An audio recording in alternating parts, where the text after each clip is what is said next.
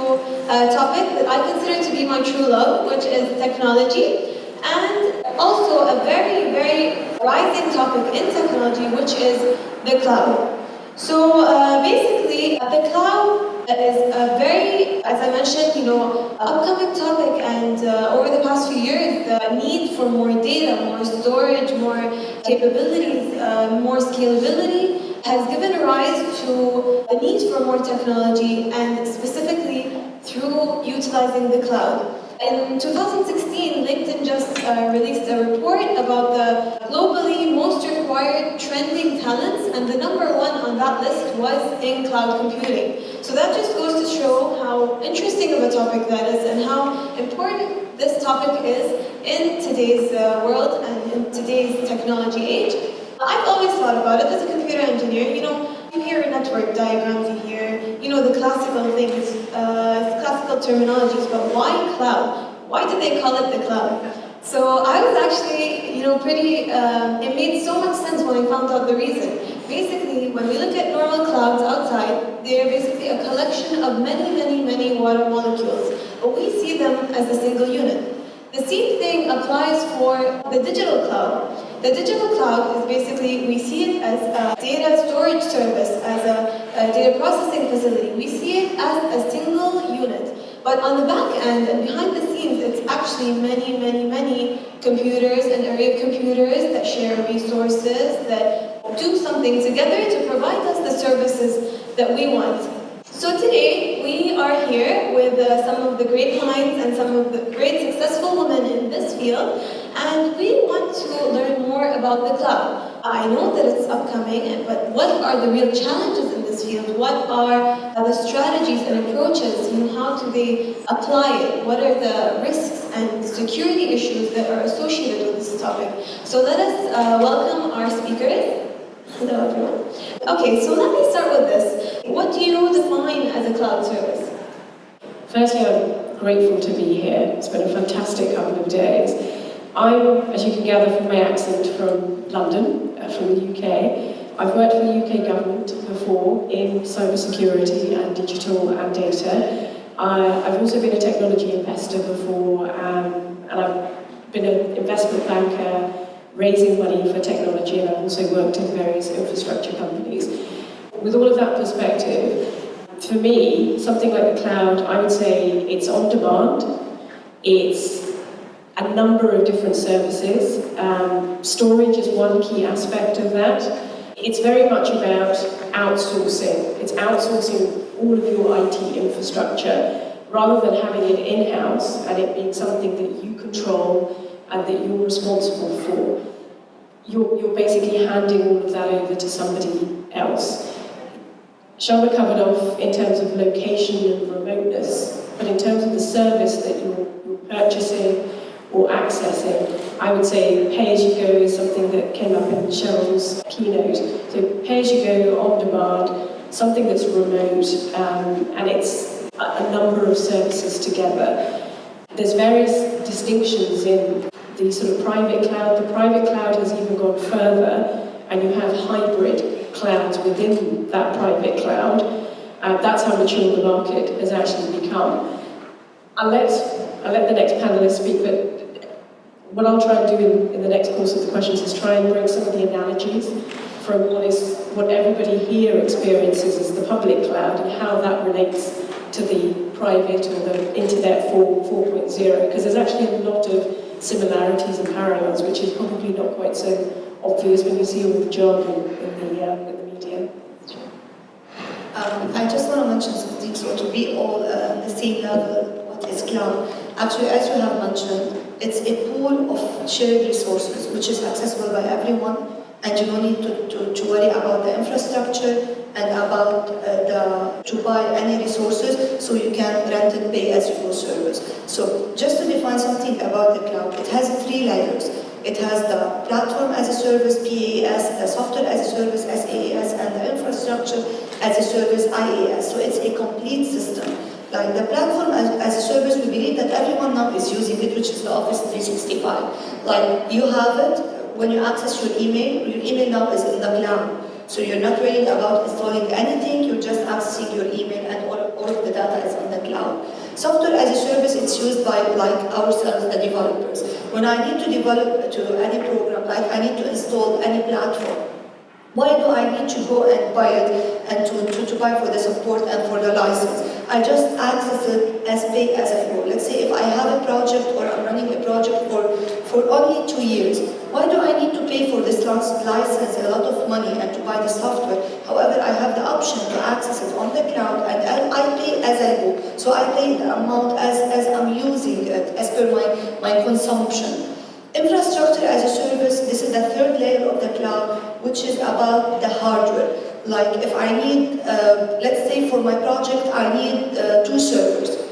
I have 2 options. Either I go and buy them, which is what's happening before, and it costs a lot for many companies, especially if the company is no longer active, if they close, like they are losing all the money. So I have the option on the cloud to rent these servers. I need this capacity or I need this networking infrastructure, and I do not care about, I do not bother myself about how it's managed and how it's controlled. It's all in the cloud. So I see it from my point of view, it's a very advanced level, and it's the bomb for the technology now. If I can just quickly interrupt, in terms of an analogy, for those that aren't very technical, I'd say infrastructure as a service is possibly something more like going out and buying MS Azure, for those that have heard about it, and platform as a service is going and getting something like Google Drive. That would be the way to try and think about the distinction. Yes, so for me it's very interesting. However, now we're going to discuss after that the challenges, because yes, everything is interesting and it's highlighted in the technology, it has challenges, and we will be dealing with them. So that's it. I think also there's to think about the cloud in more simplistic terms, think about the cloud computing as a utility. So companies, instead of building, for example, infrastructure in-house where they also have to maintain it, now they could consume computing resources, eliminating the infrastructure building and maintenance aspect, and consume it just as we consume electricity, for example. So those were some great responses, and I think we really now clearly understand what is a cloud service and the benefits of it. But do you, as professionals, as successful women, do you employ the cloud? Do you use it? And if you do, why did you decide to do that? And if not, what made you step away from using the cloud? So, in some instances, in some of my roles, we have used it. In other roles, we haven't used it, or we've part used it. So in terms of how I distinguish between those, within government, it clearly varies depending upon which part of government you're based in, which is why I gave the explanation at the start. If you're working in digital or in data analysis or the data scientist part, cloud is very much adopted by most of the governments around the world. Even though I worked for the UK government, I did a lot of work sharing best practices of the UK with other countries, so I got a good perspective of different countries. The Middle East, or MENA, isn't alone in the sense that within government and using cloud is somewhat, not frowned upon, but it's challenging.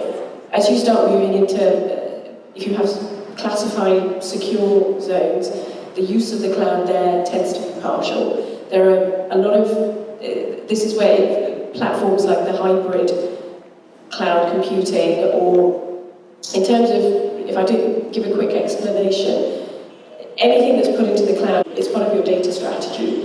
It's about looking at the assets that you have, whether they're servers, whether they're hardware or software, and then you're picking out what are your crown jewels, and then you're tiering the assets and the data, splitting it up. A lot of what is seen as the key assets, if you're in government, not often put into the cloud, because if you lose them, if there's an outage, there is no real form of backup. The other big concern is often, if you're a public entity, documents or elements that are in the cloud, even if you delete them, there'll often be multiple copies all around various servers on the world. So it's that privacy element, it's that level of control that if you're government, it's somewhat difficult to have. But there are some of the assets that are critical infrastructure or critical pieces of information can very much be put into public clouds or what they call private clouds, which are still a cloud, but you actually have the servers on site. So they're not so remote, they're not far away, you control them and you can back them up. Industry, pretty much everything. I've worked for startups, I've worked for big companies. Huge adoption of putting elements on, putting all of their data on the cloud. But even within industry now, increasingly moving towards splitting up your assets. Some are in the public cloud, some are in the private cloud, and then some are actually backed up hard copies on CDs or on hard paper copies, because some of this information is just too valuable to be split up all over the place. Regarding the companies, if they are adopting the cloud or not. As per, in my company, actually, we already have the infrastructure since a long time ago. However, they moved to the cloud by moving to Office 365, so they are using some of the services provided by the cloud. If the decision was mine, I'm sure I'm gonna do it later on. I will use the cloud services. However, my companies, they are still afraid about adopting the cloud services because of its challenges. Like the company need to be secure, the data need to be secure, so they are worried about the security. Is it secured in the cloud? What if a hacker, since the resources are shared, and I might share the same servers with another company? What if a hacker is hacking this server or this resource? So all my data will be cleared to them, so all the companies will be affected using this resource. Other than this, another challenge, which is the privacy. Is my data private? Is it protected from everyone? Many challenges, like I had to research, I did a little bit research about the resource allocation. I was interested to know, like, if I'm going to use the server, and RANIA is using the cloud services, and everyone is using, how we're standing in the queue as per priority, how they are allocating the resources, how I can guarantee myself that I'm not being late than anyone else. So these are some of the challenges: resource allocation, privacy, security, elasticity, and also many companies, I would like to mention this, unfortunately, we're in the part of the world where we have access to the internet all of the time. However, there is a lot of countries, they don't have this access to the internet, and we all know that using cloud services, you need internet all the time. So this affects a lot the cloud computing being more globally. So because some countries, they don't have that much access to the internet all the time, and you know, if the internet was shut down for 5 minutes, you lose access to all your resources. So this is the challenging point. For us, actually, we transitioned our business from being a service-based company to becoming a technology company. So within that transition, we had moved to the cloud. And now, for example, and I want to talk a little bit about the different cloud computing deployment models, because there's 3 different ones, and we touched upon a hybrid model. There is a private, there is a public, and then there's a hybrid. For us particularly, we are using the public model, which basically we use a third-party service provider that provides the cloud service online, and we pay for it on demand. For example, we are building a new digital product right now that we're releasing to market early next year, and we're using AWS, which is an IaaS, but also it employs a public model.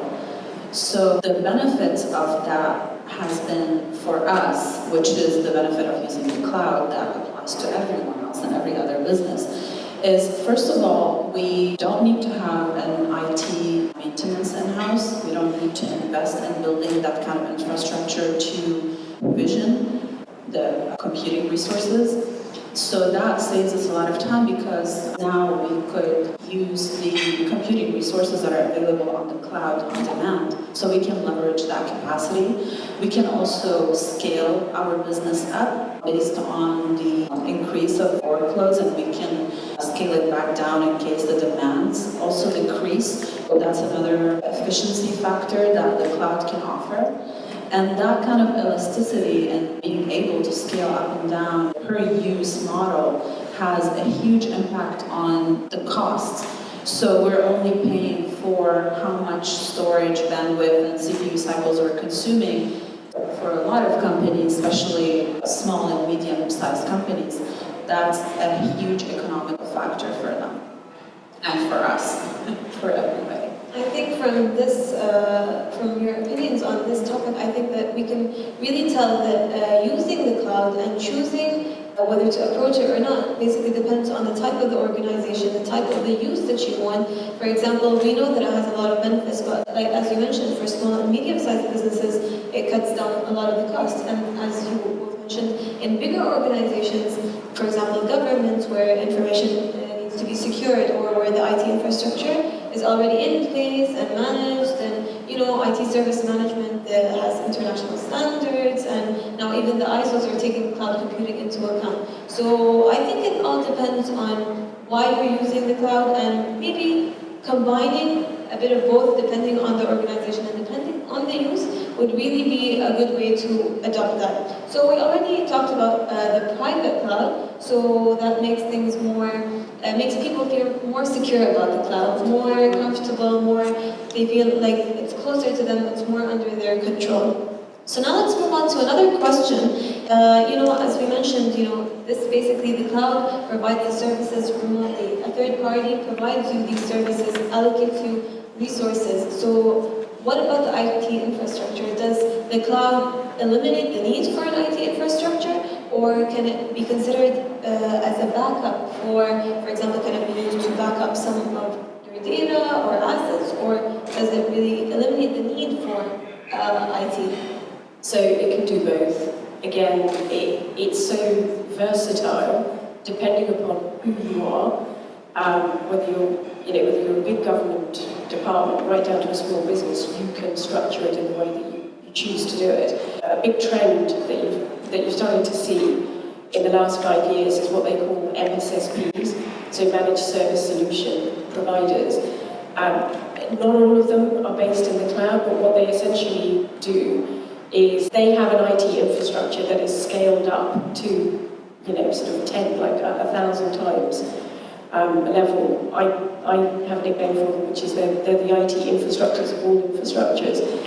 They're kind of like a box, and what you do with your infrastructure is that you can put all of your existing hardware and software into one of these boxes. Usually when you do that, you tend to put all of it in there. You can put elements of it in there and not put most of it in there. Not put all of it in there, but you would, in essence, put most of it in there. The benefit of having that sort of managed service is that when you've got complex things like cybersecurity and you need end-to-end point, right from the start to the end, and not just in terms of being compliant with standards, you don't have the capability to be managing that all yourself, or that you want somebody else who can interpret the wealth of data that comes out from the infrastructure. Because these boxes basically get everything that's inside them to talk to each other. So you can they supplement what's missing, but they also complement what you're providing as well. And then they provide you 24/7 sort of security analysis and understanding. The market's moved to that sort of solution, even though it's been reticent and hesitant about the security around it, because the amount of data that whether you're a government or a small business that you're having to absorb is becoming so big, so disproportionately difficult to manage, that we're being forced into that solution. Nobody particularly would have foreseen this happening. Government department, there's so many cybersecurity solutions, there's so many technology solutions out there.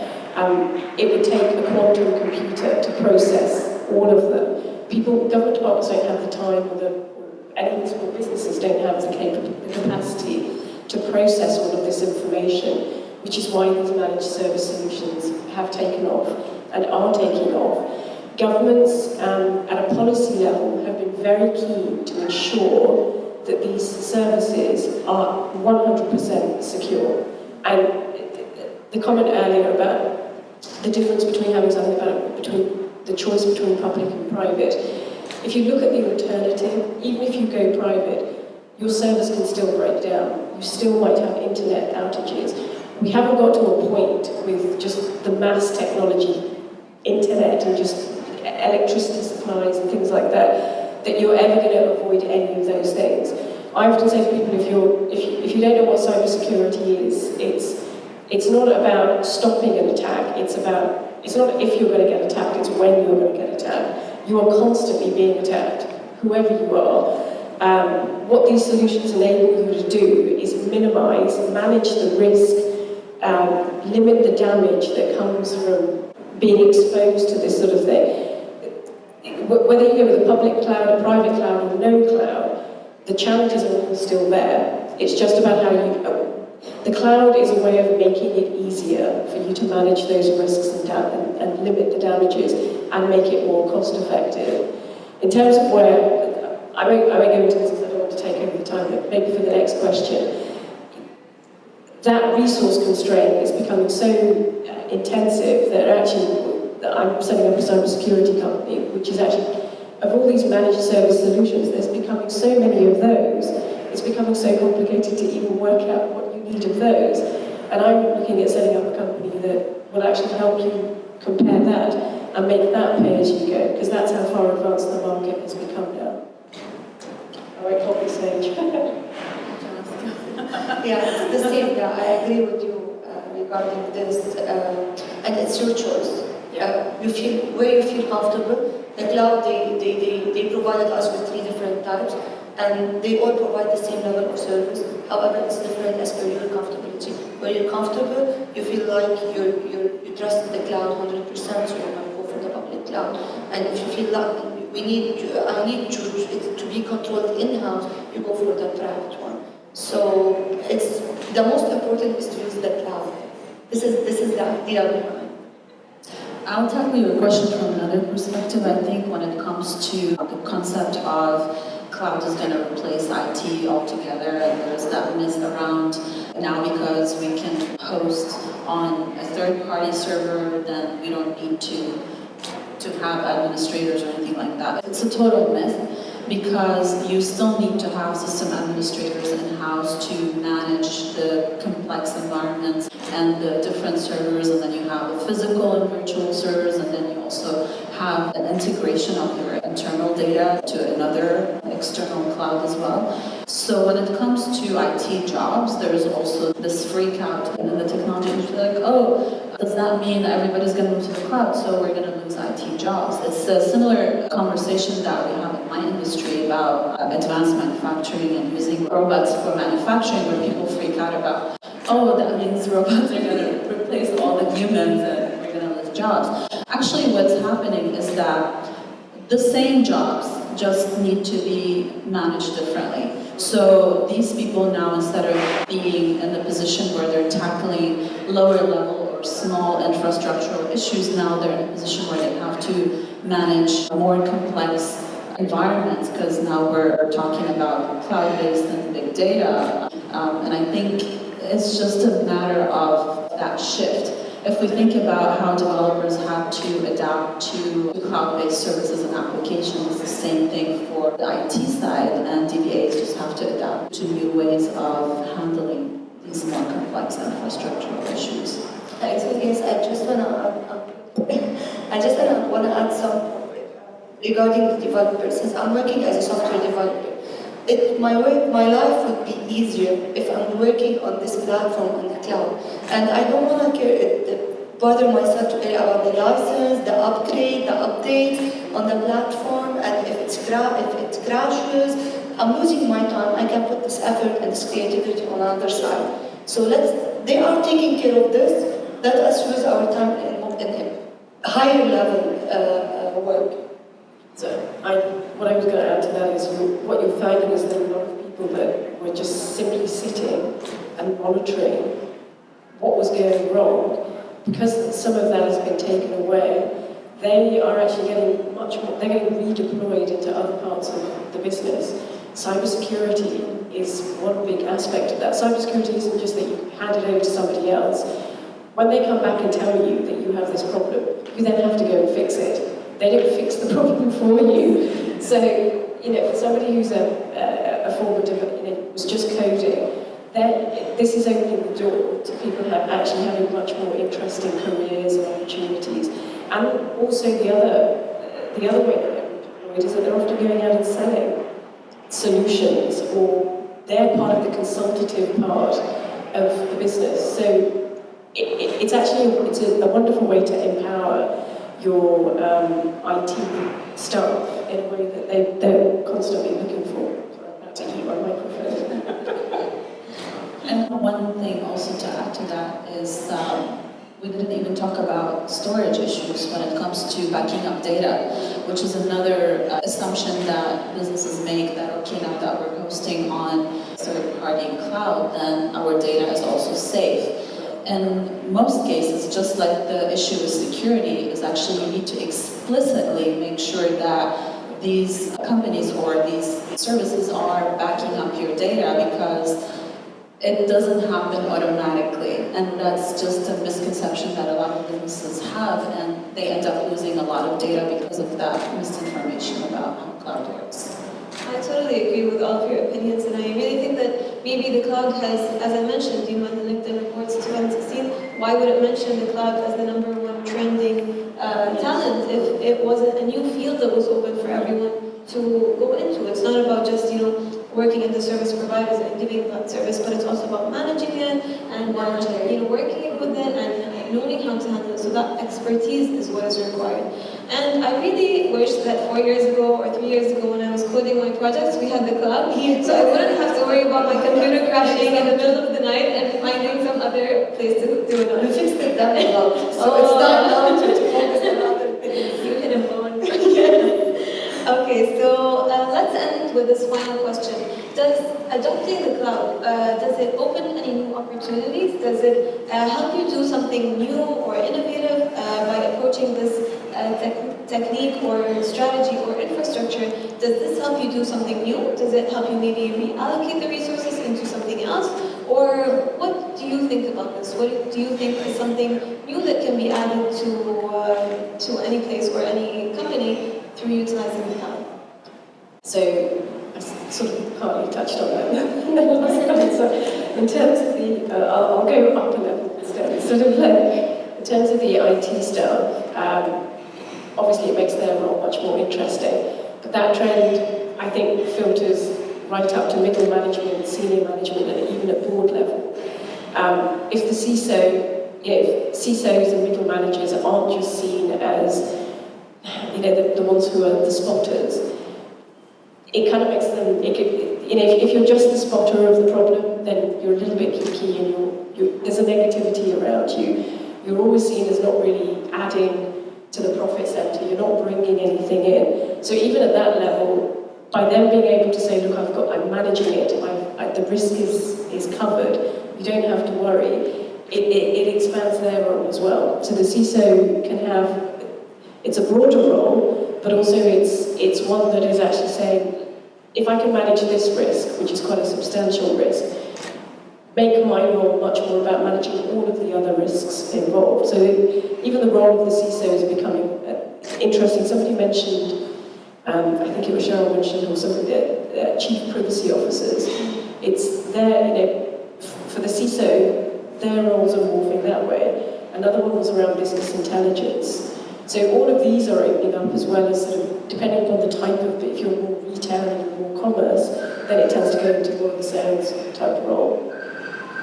I'm not going to go technical into this when answering this question. Just imagine if you're living in a small house in a rural area, you don't have access to anything, and you have to take care on every single minute about every tool in your house. And now you move to a very high level area, very big house where everything is automated, how your life will be, and how your mentality will be, and how your creativity will be.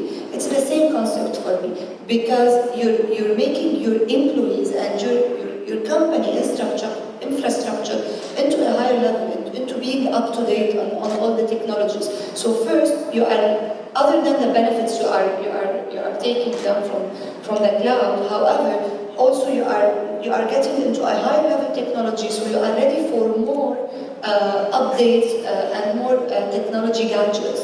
So, and your employees will be ready with you. So you're moving to a higher level, your company and your employees. I want to talk more about the actual benefits of how the cloud works in terms of how we access data, how we share it, how we analyze it. I think these kind of abilities that the cloud has is what can make major disruptions in industry that started in the tech industry but could actually have a ripple effect on every industry around the world. And we've already started to see that in the last few years on how new services are changing how we make purchases, how we transact online, how we commute, how we travel, how we access our medical records, analyze our health, and so on and so forth of everyday activities that we practice and we need to get access to. So that was not really available to us before the cloud became accessible to everyone. The other thing also is that it allows for building everything and anything, because now anybody can bootstrap. You can very cheaply and quickly start to prototype ideas and test them and see if your idea can make it to market successfully and create a profitable business. And again, that was something that we were not able to do before. You needed a huge investment in order to get an idea tested. Another thing also to talk about is because now we have this kind of infrastructure that we can leverage, emerging markets, for example, they don't have to build these huge infrastructures anymore. They could quickly, again, create new products and services and have a competitive edge that they didn't necessarily have before. And the speed is a huge factor in being able to build new products and services on the cloud, because now you could, again, get to market relatively very quickly, which means you're reducing the cost of production or prototyping or conceptualization and all the early stage of testing an idea. Now you can do it very, very quickly. And for businesses that want to scale globally, now it's so easy to do that. You can do it within a matter of days, where before you had to spend months and years in order to take a business from a local area to scale it globally. That's if you manage to do that. So there are so many elements and so many benefits that the cloud allows businesses to not only be created and built from scratch, but also to scale quickly and allow for other economies that are still emerging to also participate in the global economy and take part and have competitive edge over more slower competitors in the market. We've all covered some businesses. If you're looking at, I'd say from an enterprise or government perspective, one of the biggest benefits of the cloud is it's a sense of community and actually building, in government we call it centres of excellence, and I'd say it's more best practice than lay speak. Because you need to be more secure when if you're government and you're in one of these solutions, it's actually helping push the boundaries of what is cybersecurity. So things like, they have things called CERT forums, which are computer emergency response teams. For governments to tell each other, or large enterprises to share with each other what's actually happening or what the latest problem is, security-wise. Having all of, a lot of governments and businesses in one cloud system, because they're pretty much owned by, there's only a few big players that are in this space. It's the equivalent of government going out there and trying to form a forum where everybody is together and talks to each other. It's very difficult if you try and do that standalone. Somebody like Amazon Web Services, when they had an outage recently in the States, one coast was hit and then it went to the next one, but the lessons that were learned from that have benefited huge enterprises and regions and federal states globally. So it's that it's seen as a downside, but there is a benefit to it in that it's helping advance learning that otherwise would cost all of the governments a lot of money to put together. Well, thank you so much for sharing your expertise and opinions, and I think we have a really great idea about the wide range of benefits that clouds can provide, and also about how to adopt them in infrastructures and what are the challenges, and about basically the different things that are related to the cloud. Thank you so much. Can I ask a question? Can I ask one question? So I love what you said, especially I believe with full internet access and the cloud, the entrepreneurs can come from anywhere in the world and really be able to disrupt technology. So I'm really excited about that. But one thing when I was looking into the cloud that really surprised me, first of all, that Amazon was so dominant. That surprised me. But when I look at the major companies, they're all U.S. It's Amazon, and I think depending on smaller, medium, or enterprise, Microsoft and Google, and then you get into the IBMs and HPs. But is that a concern for the other countries to have? No, it's not. No. Okay, so there aren't any major cloud or web service providers in other parts of the world? There are, and they're working with those big players. This is what I was saying about the community. It's helping each other. It's co-developing, and there are other players in Europe, but not necessarily. Again, it's these different layers. You wouldn't necessarily see them as a business, but in terms of large enterprise and government, they're definitely there. And that's exactly the solution. Without trying to pitch myself, that's what I'm trying to bring to small businesses, because they're just not well known. There are few major players in this area, and that's mainly because infrastructure as a service, like we mentioned, which that's what this is about.